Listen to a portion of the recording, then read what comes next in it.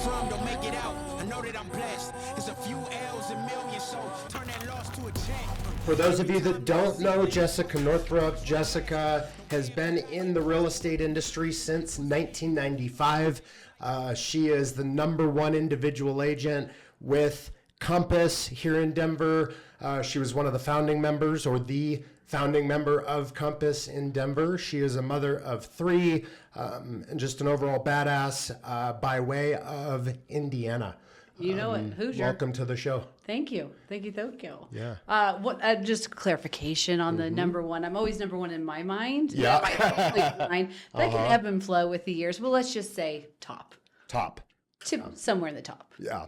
I think people know who you are. I think you have an amazing reputation. And I think you do a lot of business, and a lot of people want to know how you think and what you do differently. And so, thank you.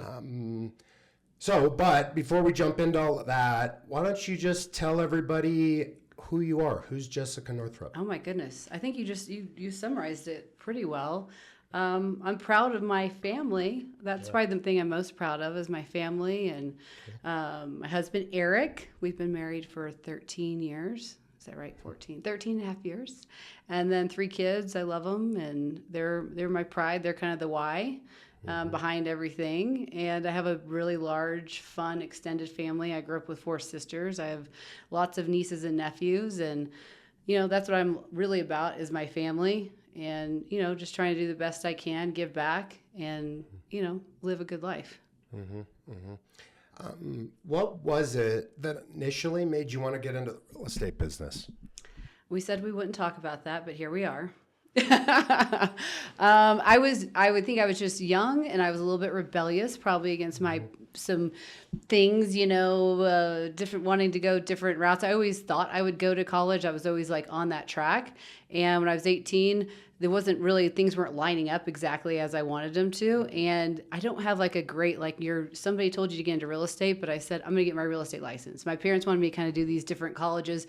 And I said, I don't want to do that. They said, you have to do something. I said, well, if you have to do something, get your license, right? So I became a real estate agent when I was 18 years old. I was licensed at 18 years old and started working really right away for some top agents. There was really no $20 here and there. It was go to work. So instead of going to college, I went to work. I had friends who were in college, and we'd come home, and I'd be coming home from work, and they'd be coming home from college, which was kind of fun. But really, learn the business from the ground up. So I literally remember the first day. And the guy I worked for said, go order the PR. And I just sat at the desk for 30 minutes. And I had to ask around, what's the property report? I had to go order it from title. So literally, I had to learn it really from the ground up from 18 years old. Did you have an impetus or an affinity for sales, or? I think my dad was kind of I think he may have kind of nudged the way, I'm outgoing, I'm a people person, that's what all of us real estate agents, I like people, and I like to look at houses. Is that what you thought back then when you were 18? So no, you're going, I don't have any great reasoning at that moment. My dad said, give this 10 years, and I think you'll look back and you'll be really happy that you did it. So there were times, certainly those first years, I was 18, 19, 20, 21. I was maybe I should shift to this, or maybe I should go here. And he's you need to stay the course. So I did, he did say, you're going to treat this like a 4-year college degree. So you are going to do it for 4 years, and then let's see where you are. So there's no oh, now I'm going to try this, and now I'm going to try this. It was literally, you're going to do this, and then see where you're at. So you didn't have the ability to back out in your mind? It Correct. was just sort exactly. of I have to do this. I got to treat it like a job or a business. Exactly. And give it everything I got. That'd be correct, yes. Interesting. So when did you start to actually, when did the light bulb go off where you're oh my God, I see the potential here.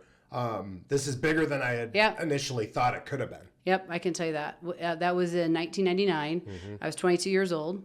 I'd just gotten married, had everything figured out, and I went to work in Colorado, opened up the newspaper. Yep, the newspaper. And the guy who was the #1 agent, he sold, I sell a house every single day. And I said, I'm going to go work for him. So I went and I interviewed with him. Off of Quincy and Parker Road in Aurora. You still remember? Yep. And he hired me to be his listing agent. I was 22 years old. So he spent so much money. He spent so much money on marketing every single, month. And he would stay in the office, and he would send out me and another lady as his listing agent. And I would go on the appointments all over Denver. I could be in Golden, Aurora, Denver, Highlands Ranch in one day. Go on a listing appointment. I would sign a listing agreement, sign it by our agency, bring it back to the office. It would get broken out to other people, and I would just repeat. And I think in like 3 months, I had 40 deals that went under contract. No kidding. No. And how many months? 3 months. Yeah. So he got a big portion of that. He was a really smart guy. But that was my baptism by fire. That was the best thing probably I could have done. Is I've been in probably places I shouldn't have been, but I was all over the metro area learning with a map book, no GPS. Yeah, the Thomas Guide. Oh yeah, right. I mean, I learned very quickly. There's there could be Center Street, Center Way, Center Court. Yeah, no kidding. Especially in Colorado. Geez. In Colorado. Super frustrating. Right. So you learn very quickly. Yep. So what do you think it was that because I think a lot of people that look at this industry, they think that it's something that really anybody can do. And sure. I don't know if I believe anyone can do it. I believe you have to be someone who's super persistent, very determined. You can get knocked down and get back up like pretty quickly. And it also is going to take time, and everyone wants an overnight success. You could look at me and say, oh, she's so successful. There were 29 years before this. And even now there's struggles, and every day is different in real estate. After I worked for that guy, then I really kind of went on my own the following year. And that's when I did have to hone in on a business plan. I did really try to become even more so a student of real estate. And I joined a coaching, Brian Buffini at that time. I did that for many years. I walked neighborhoods. I knocked on doors. I single-handedly caused the housing crisis of 2008, 9, and 10 through 100% financing. I ran little ads. Do you remember the Nehemiah program? Can we even talk about that? I don't know if you can. That was 100% financing. That's when they would put down $1,000 for earnest money, and at closing they got $1,000 back. Zero down. Like I said, I caused the housing crisis. So, but you were. It sounds to me like you were just kind of thrown into the situation. Did you know? I know you said you had looked and found this guy that was successful and made that decision to go work for him, but now you're sort of in the throes of it and you're just go. What would you say to somebody who is trying to have this master plan figured out before they begin, compared to your approach, which was I'm going to find this guy, go work for him, and just go attack it? I think if you're never going to have it all figured out. I think if you can find a good mentor. So I would look at him somewhat as a mentor. That was kind of short-lived. It was baptism by fire. I knew I could do it. I had to go give presentations in front of people every single day and close the deal, essentially sign them up. So that gave me, I think, the confidence somewhat to be in front of people. But start building your database. Get a mentor, get a game plan, and start to really focus on that and have your everyday, my no matter what's every day, every week. And you consistently have to do that. I think that's what builds over time is people say, oh, you can send a personal note once. They know they're going to get 3 from me a year. They know I'm going to call. They know I'm going to do certain things. And over time, it's just the consistency of that and your professionalism that I think starts to build the trust and the reputation over time. Were you always good at sales, or is that something that you developed over time? I don't know that I'm good at sales. I would say that I'm good with people, and I enjoy lots of different people. I think growing up, I had 4 sisters, but our parents had us in a lot of different activities.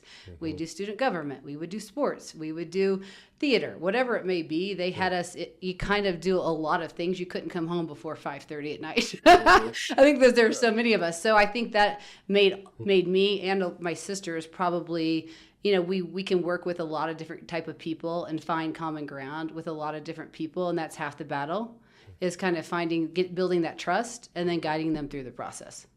What was your biggest takeaway working for him at the time? And did you carry it with you as you evolved and made transition to a new company?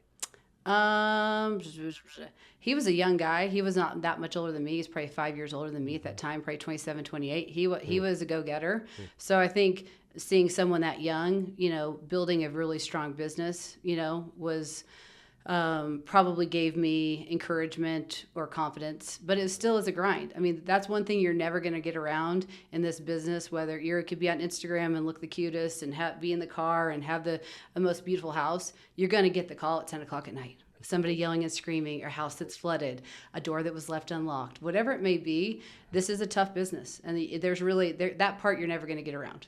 So you got to be able to take the heat. And I learned that over the years. I take a lot of heat. I can take heat. I'm also a really direct communicator. And I think people, I think the majority of people do like the kind of the direct approach. How were you juggling that as you were growing a family?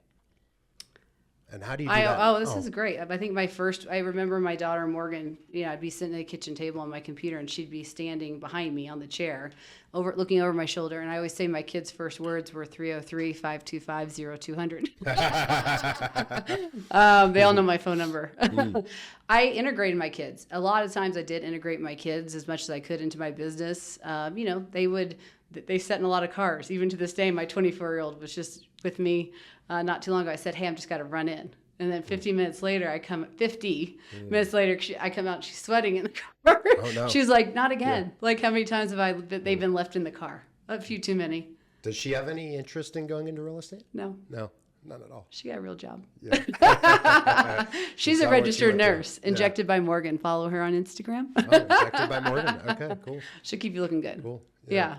I think that this is an industry where you realize sooner or later that you are an entrepreneur if you're going to make it. Yep. And it's an industry where you're constantly working on yourself. You're constantly developing your ability to sell, to lead. Really, I say the more successful you are in real estate, the better of a human being you are because of what you are forced to go through and the types of people that you're forced to be around. I think there's like a joke in the industry where, you're a realtor, a lender, and you're a psychologist, right? Because we get intimate with people. We do. I think that it takes a certain type of grit. Talk to us a little bit about your belief around hard work versus manifestation. Ooh, I like both. But I like grit definitely does translate with me. I've had to be gritty throughout my career, and there have been ups and there have been downs, like really low downs. 2008, 9, and 10 were not fun years. So that was really gritty. But I also am a big believer in manifestation and mindset and believing. So I do try to start my day with meditation and positive thinking, those sort of things, and visualizing where you want to be and how you want to get things done. Is that a daily practice? It is. Visualization? Yep. How much time do you spend on that? My ADD kicks in, but I'm not saying I'm sitting there for 30 minutes, but even 5 or 10 minutes.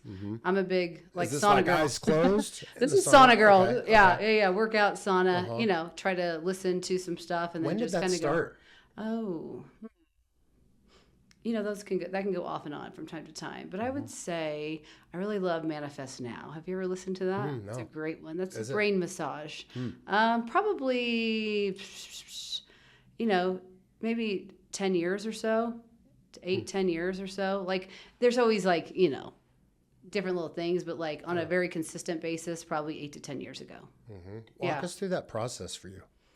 As far as the morning. Yeah. Or what? Yeah. Well, yeah. Tell us a little bit about the morning routine, but also specifically the visualization. And are you working to get yourself into a particular state? Is this about things that you want or envisioning what your life? I think it's more like calming down and clearing your head for the day, because I am not so good where people say I don't pick up my phone. I do. Oopsies. I do pick up my phone, but it's also just kind of clearing your mind. Good things are going to happen. I always say good news is on the way. After I'm mad about something and I'm like, but however, good news is on the way. Bring yourself back to center, because good news is always on the way. It just is a matter of, putting the good in. There's so much negative and there's so much coming at us us that I think if you just kind of slow down, listen for 5 or 10 minutes, and then visualize how your day is going to go, how the week is going to go, how you're going to receive things. I think that's a good starting point, and then we're off and running from there. And it gets wild pretty quick, but I think it's a good place to center for sure. Anything in particular that you've been able to manifest through visualization? Oh man, I wish I had. I would say, and that would take it back 10 years probably, but even having vision boards, I wish I would have saved them, because they're like magic. So you've done them, you just haven't saved them? Yes. How often do you do it? This one in particular it was a strong one. That was probably 10 years ago, and I just wish I would have kept it. But I am a big believer in that, is visualizing, believing. I don't know. I think that's pretty cool. What about the person though that's like, okay, all right, Jessica, I'm visualizing, I'm believing, I'm focusing on it, I'm talking about it, and you gotta work, baby. You gotta work. You gotta work, baby. So yeah, tell us about that other piece, and are you somebody that's very systematized, or are you just sheer effort? A little bit of both. Okay. A little bit of both. I definitely have systems. There definitely are things that are going to be, and a lot of people who are listening probably have heard. There's some version of a greatness tracker, which is basically, what am I going to do every week? Like, how many people are going to talk to? How many people am I going to refer? I'm a big believer of giving to receive. So how many people am I referring? Who am I giving to this week so I can receive back? But then you got to do the work. And if it's not working, innovation. I always say, find the deal. There's a deal. You got to find it. What about for the people that are like, okay, I get that concept, I'm going to give before I receive, but in the back of their mind, for me, sometimes it's hard to think about giving without wanting something in return, right? But you got to be willing to do it without expecting anything in return. So, but I'm also one to say, ask for what you want too. Everyone's like, Well, I'd be like, if I'm going to talk to you as a lender and you're going to say, I want your business, and I'll say, well, I've been doing this for 29 years. I have a lender, or I have lenders I've worked with. Why don't you give me a deal, and then I'll give you one. If you do a great job, I'm going to give you one back. It's also about not just giving a referral. Maybe you're going to go and give a review.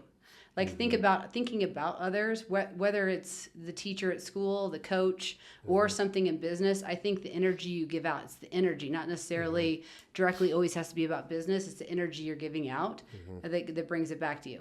Helping your neighbor out, helping your neighbor take out their trash or do whatever, then maybe a year later they're like, oh yeah, you do. It just is, you're not looking for it. It's just be that person. Yeah. I think it's where your heart is, right? Yeah. Oh, what I was getting to back to that really quick is, or I would say, hey, I want to work with you as a lender or a real estate agent. And I know I'm not your number one person yet, but I will be someday. And all I'm asking you to do is if you could help me, maybe it's give me 2 deals a year, or maybe it's help me at 4 open houses. This is what set the expectation. If it's the lender, agent, referral, set the expectation, just say it and ask for it. And you're going to be, I think, where you're going to be the most successful. I think a lot of lenders, and including myself for a long time, I develop a relationship with an agent or somebody I wanted to do business with, and it would be like, okay, here we go, and let's just see how it works out. And it's probably, I don't know, maybe 5 years ago, I started doing mutual expectation agreements. That's great. Just putting something in writing that says, hey, listen, I don't care if I'm your backup. Every relationship I have right now with the real estate agent started with them saying to me, I've got a lender. Right. And now some of the best relationships I have are those individuals. And it was just a matter of me knowing what I wanted and going after it, because there are also thousands of agents that, you could spend a lot of time chasing and they're not doing any business. They might be great people, and I'm still willing to help them, but is it the highest and best use of my time? And I think smart. That's really smart. I love that. Yeah. Yep. So now that we've started doing mutual expectation agreements, it just makes it easier to resolve conflict, because there's sort of a starting line, and we know where we stand with each other. Right. You know what I want out of the relationship, and vice versa. Yep, that's interesting. I love that. There's a nugget. Yeah, there's a nugget. I'm not Brad Lee, so I'm not dropping bombs, but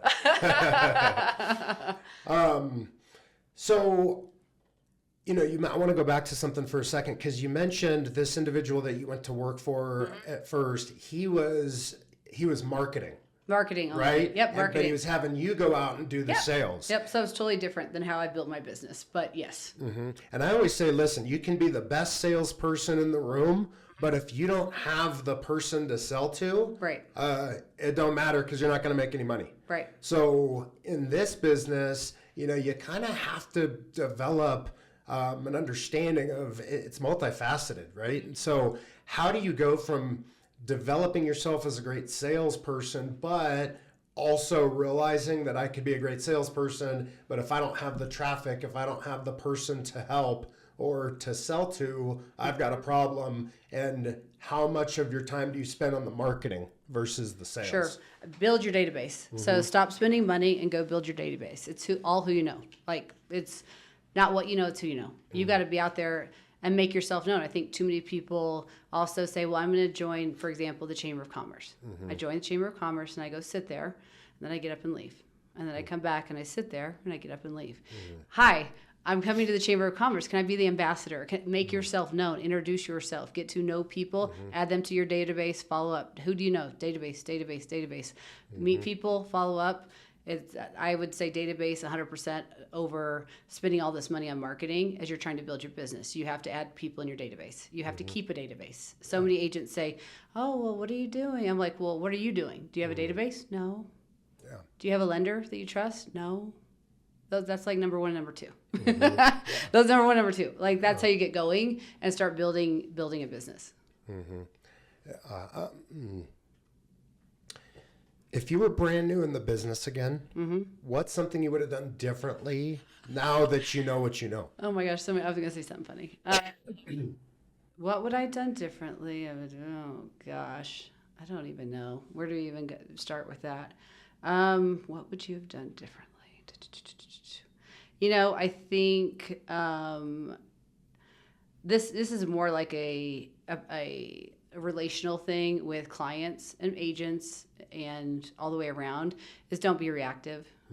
I was probably pretty reactive in my 20s because I needed things to happen. And I really was very invested in, and I knew how things needed to happen, and it's got to happen that way. So with other agents, to make money, to close the deal, to get the deal to the closing line. So when a client would come at you, I'd probably come back at them a little bit too hard.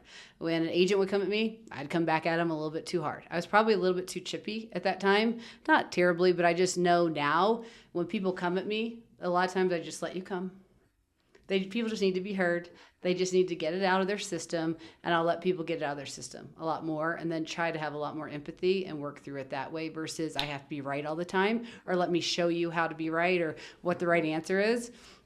A lot of times people just need to be heard. So whether it's a client or another agent or whatever it may be, let's find a solution and just let people be heard. I love that. I think that too often we get an ego, Yep. right? And we want to be right. And and this is not just, real estate business. This is also in relationships and marriage. And, we want to be right. And so we feel this need to drive home a particular point. Right. And I like what you said. I think sometimes if we can just, step back and listen, let it sit. I used to have conflict with my wife because she would get frustrated that I wouldn't react or respond immediately to whatever it was that she was talking about. And, over time I had to explain to her that it's taken me years to be able to do that. This is not easy for me because I'm super emotional and you say something I don't like and, Right. I want to attack. That's just my personality. But being able to take a step back, really understand. And I think understanding where that person is coming from, being empathetic to their situation is helpful. But are you the type of person that reacts or responds typically with business? To be clear, I'm always right. But anyway, let's move on of from course. Am I the person who ask me that again? Am I the person? Yeah. Are you typically somebody that reacts or responds? Now I feel like I respond more than react. And I always like to have a solution. So I still struggle slightly I really move very fast. And so I like to just resolve things really, really, really fastly, quickly. So I try to slow down. I do have to remind myself to slow down a little bit, but I like to have solutions Compass, solutions driven, right? I like to have a solution very quickly and just get it resolved. So I try not to react. I'm not saying I'm perfect. If I react in my privacy. I usually don't react personally with the other person. I'm not going to react. I'm going to try not to. Yeah. There's no one's calling in, right? No one's calling in. It seems like from the very beginning for you, you sort of had this drive and like you were a problem solver from the beginning, trying to figure things out, and you would accomplish something and then you'd kind of figure out the next step. And I'm curious, do you believe people are born with that hustle, that mindset of like, I'm going to be successful, I need to find out how to make it work and make it work? Or do you think that that's something that's learned? I think it's learned out of experience and out of necessity. Grit. I don't think in general people are born with it. It is because your environment, how you're raised, the opportunities you were given, were things handed to you? Did you fail, succeed? I think the expectations of your parents, probably all those things kind of contribute to your determination. And to be clear, I had like a run of like probably my 20s, like doing fairly well for someone in their 20s in real estate. And then 2008, 9, and 10 came. And those were very, very challenging years. And that was a very disappointing time, which I did all the right things. I knocked on the doors. I did all the Buffini stuff. I was doing all the stuff. And I love Buffini, so it's not a knock on. It just is, that was the market that we were in that was so tough. And that was kind of, there was a little bit of an unplug, which I have not unplugged many times in my life and many things, but that was a real big disappointment that I think I had a lot of my eggs, probably personally and professionally, invested in real estate. And when that wasn't going the way that I wanted it to, I got really good at tennis for like a year. Did not make a lot of money. During 2008? 9 and 10, yeah, I was really good at tennis. But then, I didn't ever got out of real estate. I just wasn't doing all the things I normally did. There was a little bit of an unplug. And I guess what I'm trying to say is it's okay to pause, and there's different seasons in life. And then when I plugged back in, it was like, okay, well, it's kind of like time to go again. And some of that pressure was off too. I also went through a divorce in 2008. And so I had a new name. I had a new sphere of people that I knew. I had to kind of start over in 2010, which wasn't fun.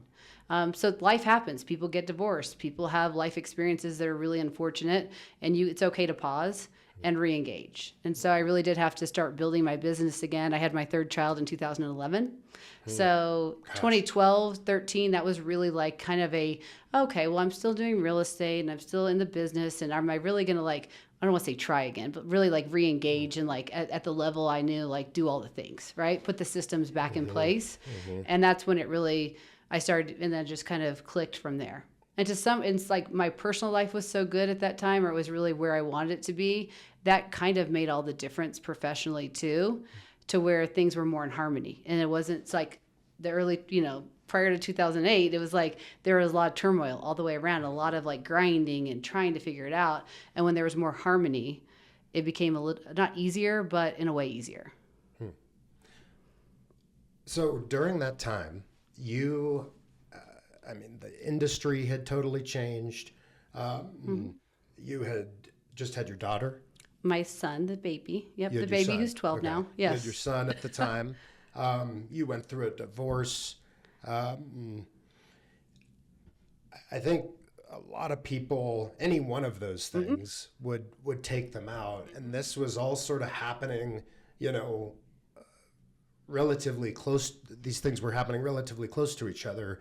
I think for a man, when a man loses his ability to have a purpose and a mission and the ability to make money, that can be very, very difficult and draining emotionally.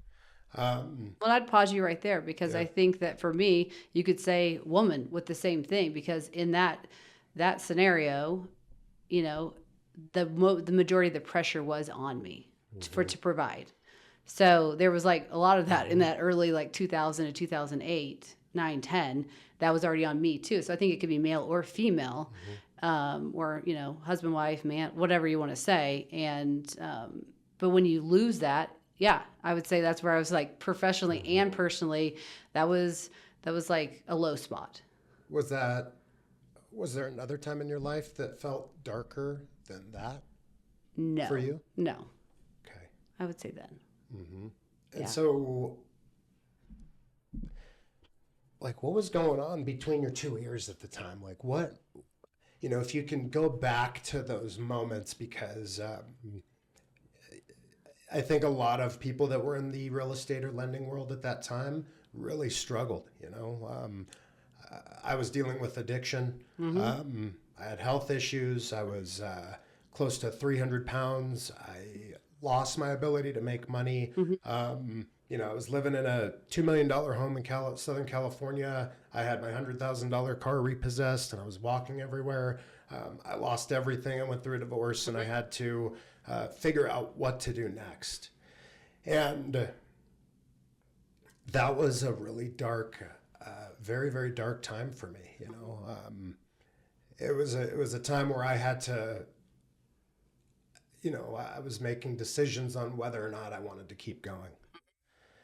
And so for you, when you were going through everything you went through at the time, what was going on in your head? Well, I had 2 kids, so I was kind of the person for those 2 kids. I had an 8-year-old and a 5-year-old, an 8-year-old and a 3-year-old at that time. But the pressure was certainly on. It was just like, find a way. I think in my head, it's always like, find a way. I don't know if that came from, again, family, sports. I think I'm not afraid to lose. I love to win, but I'm also not afraid to lose. So I'll try anything, and I know that I was capable. But there was a big disappointment. Like, I don't know, it was that dark as where you were, but it was certainly the whys, and I tried so hard, or I've done all the right things. Why? And it was just more so probably the why was my kids and find a way. And then, 2009 is when I met Eric, and 2010 was my worst year professionally from an income standpoint, and was my best year personally. And I look back at that time, and I think that sometimes that probably happened for a reason, to soften Jessica, to humble Jessica, to maybe put me in a little bit more of a submissive, that's not a great word, but like a space of like accepting help and accepting, what's the word? From Eric, and like allowing him into my life and a space to help and to be that person to kind of lift us up when we needed to be lifted up. So 2010 maybe wasn't a great year professionally. It wasn't, like, from a money standpoint, but I think personally, we got married in 2010.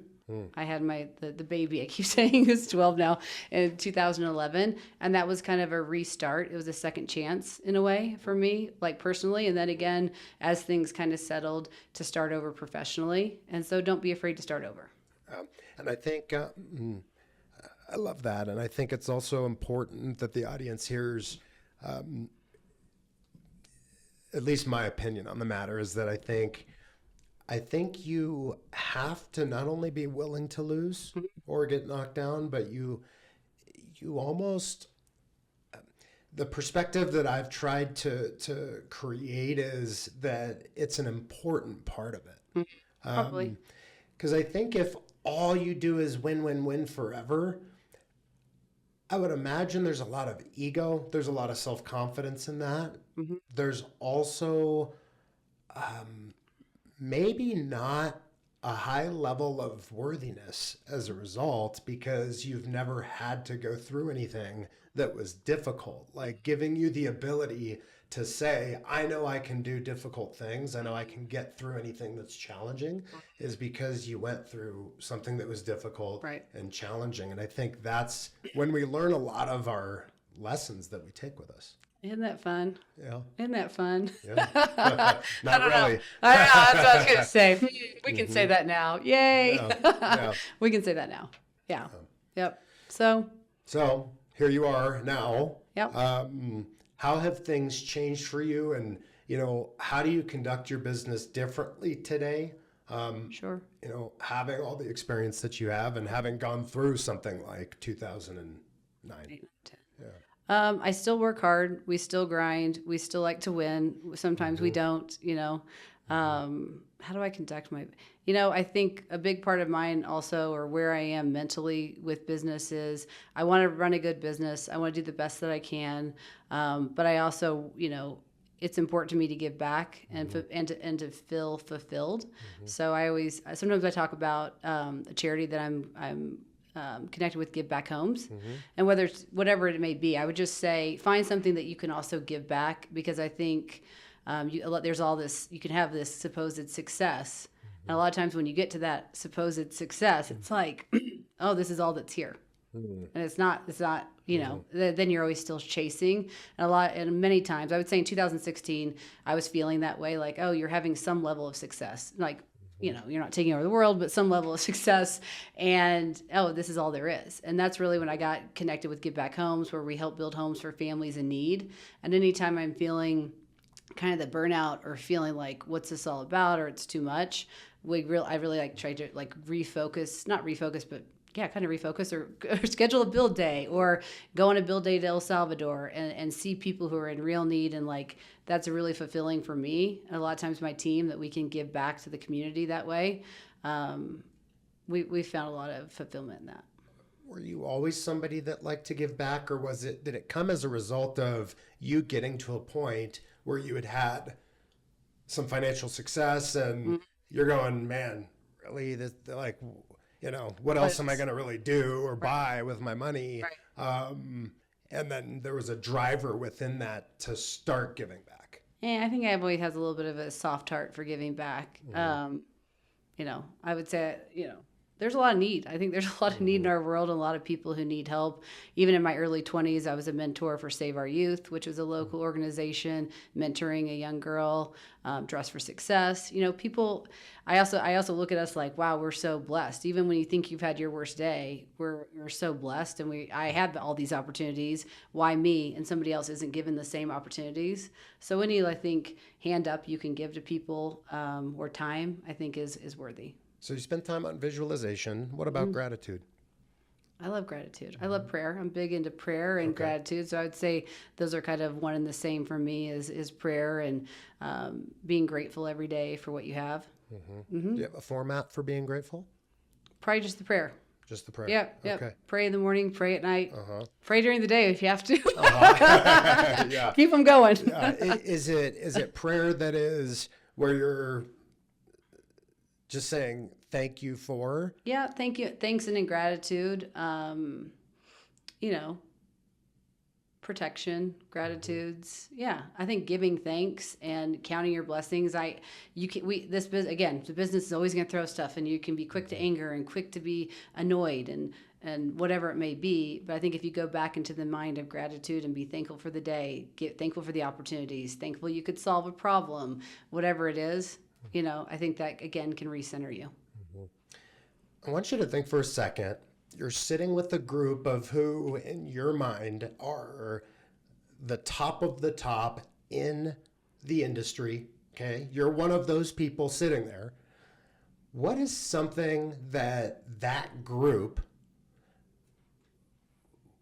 would say they know or do differently than people that wouldn't be invited into that group, like the locker room talk, right? Like what's the stuff that is different at the highest level?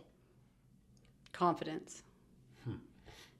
Confidence in what they know, confidence in how they speak, confidence in how they can solve a problem. I think it's how they would present something as this is how it's going to be handled, how it should be handled. It's like the confidence to speak to it very, very, very directly. Yeah, I find that most people want to be told what to do. Do you think the same thing? Or? I do. Yeah. They want to be told what to do. There's certainly a delivery method for different people. Sure. Yeah, of course. Which I struggle with because I am direct, but like being soft and gentle sometimes. But I think the top agents, they have solutions, and they're very confident in those solutions. And so they're not afraid to tell somebody that. There's somebody that I follow, his name's Ed Milet. He talks a lot about when you're raising kids, so much of what they learn is caught, not taught. And so have you had opportunities as you've raised your children where you're sitting down and like actually teaching them a lesson, or is it sort of like you're hoping that they see what mom does and that they pick up some of that? I'm more so a see me person. I would say my husband's more of a teacher. His mom was a teacher. Oh, is that right? And so he definitely is like, he'll give you instructions or he'll say, these are the reasons why. And I probably more like just do and emulate what I'm doing or see what I'm doing and why I'm doing it. There are times that I'm going to teach, but those are differences between Eric and I where he'll teach and give you the reason why, where I'm just going to go and do, and you'll see the reason why. And just hope that Yeah. like, I think they do. yeah. As they get older, they're right? perfect. Yeah. They're perfect. I've made plenty of mistakes, that's for sure. And hopefully they're learning from those mistakes as well. Yeah. Hey, where do you think the industry is going from here? You know, we've just had this NAR settlement that's still being more to be revealed with it, right? But I can't help but think, and I couldn't script it out and say these are all the reasons why, but there's an instinct or maybe just an intuition I have after doing this for 20 years where I'm like, I feel like something is changing in our industry, and the future I think is going to look different. And I'm just curious to know what you think on it. I think that you're right. I think that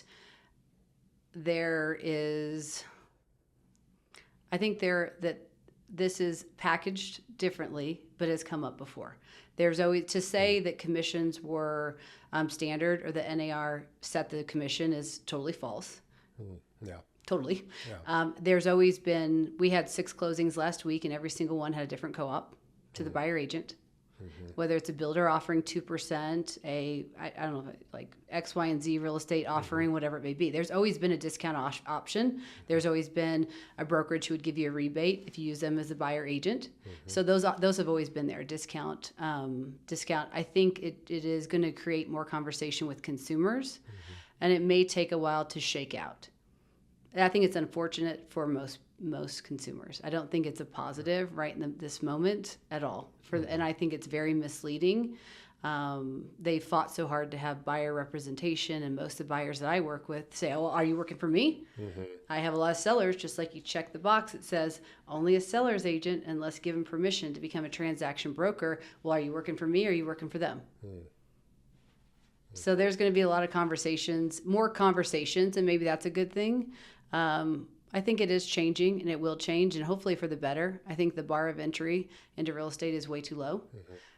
So hopefully that is raised, and you have to have a higher professional standard. Yeah. But there's also going to be a lot of bottom feeders, so it's going to take a while can I say that? It's going to take a while for it to shake out. Yeah. So there's going to be some desperation too from people. So it's going to get a little bit itchy here, but cream rises to the top. Exactly. Yeah. Yep. How big of a part do system, structure, process play with you, or have they played in your ability huge to develop a successful business? Huge. My clients know what to expect, like start to finish. So we have buyer checklists. I mean, it's old school, but it's buyer checklists, seller checklists, under contract checklists, our weekly greatness tracker of what we're going to do, our yearly events. Everything that is already kind of planned out a year in advance. It's not perfect, but it's pretty systematic. And, if you could, the more you can do on auto, the more time you're going to have to go out and be face-to-face with people. I try to do a lot of stuff on auto and just have it planned out to go out. But, I like to be around people, and that's, our back to basics. We had a back to basics challenge at Compass at the beginning of the year, where it's like get back in front of people. And so just kind of refocusing on that has been great to Is this like a certain amount of phone calls per day or face to face? Face to face. Okay. So that's been really good, and we are off to a super active, first and into the second quarter. So, all is good. Does your greatness tracker differentiate between face-to-face versus break bread? Absolutely. Versus, okay. Yep. Absolutely. What's the difference between the two for somebody that might be listening going, well, what's, face-to-face and break bread, isn't it the same thing? Yeah, break bread is just obviously having a coffee or a lunch or a dinner with somebody.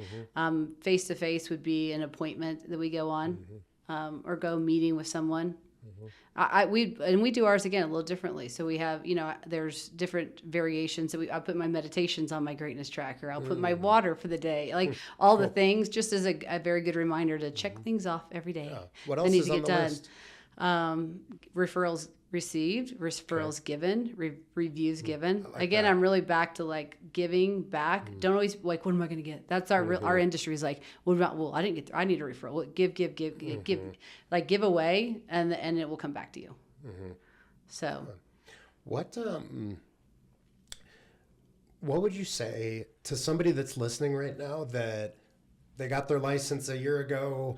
They had get out. get out now, save yourselves. But somebody that they had big dreams when they got in, and now they're in a place where they're licensed but they're struggling. Like, what is, like, if you could give that person some advice on what they could do to maybe alter whether or not they have to get out of the industry or not, Sure. what would you tell them to do? Well, I would first retract and go, do you have a year's worth of salary saved up? Or you shouldn't have gotten into the business in the first place. That would be number one. I think that's a big mistake that a lot of agents make is they're like, oh, I'm just going to get in real estate and you can make a lot of money and selling sunsets and take a picture in a Lamborghini and I'm doing all things. I got Instagram. I got all these followers on Instagram that don't translate to anything. I think that it's have money saved before you get into real estate, have money to invest in your business, and track what you're doing every single day. It says everyone's working real hard. Are you working 50, 60 hours a week? And guess what? You don't get paid. It's so weird. You don't get paid for a while. I think that that's a big, like, it's a thing. Like everyone's like, well, I should be getting, you're not going to get paid right away. You're going to do a lot of stuff for free. Are you doing 3 and 4 open houses if you have to? Are you adding people to your database? Or like do all the things? It's a grind. It's you have to have a system. You have to be willing to work and like literally work.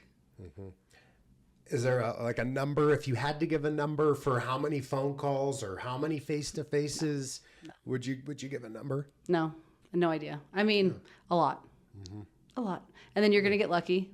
And then you got to do a really, really good job when you get lucky because you're going to get somebody from an open house and you're going to get a cousin's friend. And then you got to do a really, really good job and you have to treat them the best that you ever treated someone. And you need to get 2 or 3 deals from them. And then you just got to keep building into your database. I mean, that's the thing is, to me, a lead was like a golden egg because there weren't that many when I was, and so every single one, I was selling, like I just had calls. I'm getting calls now where it's like, Jessica, you don't remember me. I'm Dixie Harris. You sold my house in Highlands Ranch in 2002. I know you're not going to do it. Did you just come up with that voice right That's now? her voice. It's really cute. But like I'm getting calls like I sold you the house because they're still in my database. They are still getting cards from me. They are still getting all the things. It's like every little lead is like a little golden egg that I'm still like trying to like treat really, really well over all these many, many years. So 20 years later, they're going to call me back. It was important to me, like making sure you treat every person that way so you can hopefully, and I want to treat them that way. Did you have the foresight to do that when you got in, or was it just like you kind of got lucky and looking back, No, you're like, thank that God would I be the did it? Buffini stuff. I would say that goes back to like old school Buffini, like 5 years of coaching. When you left Buffini, was there, like, what was your thought process? Like, was that a difficult decision to make when you walked away from The Buffini? truth? Yeah. I don't got no money. It's 2008. Oh, got it. Okay. No, it was literally, I mean, I think I had 5 years of coaching, like weekly coaching. I think, and I still carry to this day those same principles along with Ninja, along with Core, along with anything you pick up along the way. Has the same kind of fundamentals there. But it was such a struggle to get those leads early on. So like somebody, like you just said, it's like every single one was like going to get all the special attention because I still carry that to this day, which is difficult, but that's the standard that I have for myself and my business is everyone is treated, at the highest level. That's great. Yeah. That's great. What, any big challenge or struggle you have right now in your business? You already know that time management. That was nice. I don't know if I'll air your dirty laundry here on the show, but yeah, but you made it. Well, I say time management, but I got out of a habit, and I'll go back to this. If any the 5 a.m. club, I would actually tell back to the young person or the person who just got into this business, get into the 5 a.m. club because you need all the hours in the day that you can get. I got out of that a little bit. I'm trying to get back in the 5 a.m. club because that 1 extra hour is all the difference in the world. But time management, there's still a little bit of struggle there on time management with the demands of life. But I'm trying. I'm still trying. Well, I think you're doing a great job. Yeah, thank you. Yeah. Thank you. Well, thank you so much for coming out and, Yeah. and coming on the show. Anything else that you want to Yeah, share with the audience? anytime. Just ask me 6 times and you'll get me on the Yeah. 6th time. Well, I mean, you're here, right? And so do you feel like my approach was too aggressive? Was it just right? No, it was great. It was totally good. Yeah, it was all good. No, and I love a persistent person. Be a persistent person. Mm-hmm. With tact, of course, but I think be a persistent person. Persistence pays off. Mm-hmm. Yeah. So that's a sales lesson. Are you persistent? Mm-hmm. Do you follow up? Do you try again? Mm-hmm. Were you afraid I was going to say no? Mm-hmm. You weren't. No. You weren't afraid. Yeah. No. You're a little afraid of me now, but...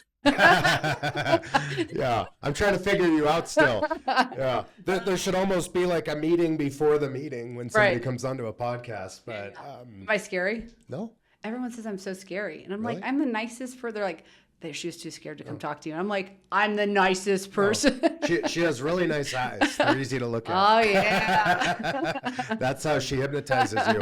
Gets you to buy real estate. That's right. Hey, seriously, thank you. Yeah, for thank coming you. It was out. fun, Thanks really for fun. coming on the show. Absolutely. And I think we give a lot of value to a lot of people out there that are just, trying to make decisions and think about what to do next. And maybe they're in their own version of a struggle. And I think you spoke to all of that. So Good. I appreciate you coming out. Yeah, thanks for having me. So turn that loss to a check.